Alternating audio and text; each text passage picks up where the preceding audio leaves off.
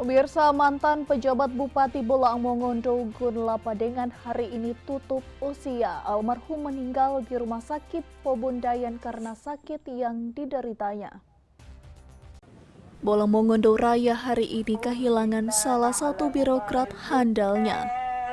Gun Lapadengan, mantan pejabat Bupati Bolang Mongondo, menghembuskan nafas terakhirnya pada pagi tadi di Rumah Sakit Pobundayan, Kota Mobagu dalam usia 64 tahun.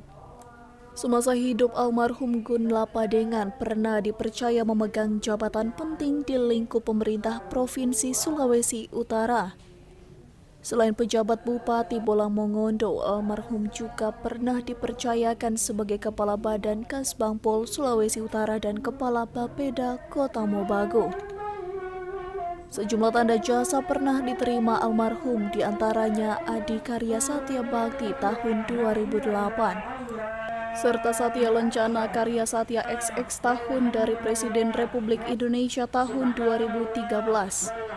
Almarhum meninggalkan seorang istri, Lucy Limbanadi, 2 orang anak, serta seorang cucu.